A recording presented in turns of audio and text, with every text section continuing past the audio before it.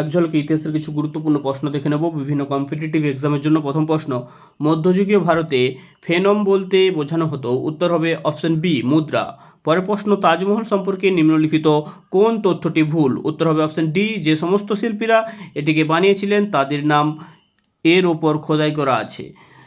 পরের প্রশ্ন, দিল্লিতে কুতুব মিনারের সামনে কোন মসজিদটি প্রথম নির্মাণ করা হয়েছে বলে মনে করা হয়? উত্তর হবে অপশন ডি, কুয়াত উল ইসলাম মসজিদ।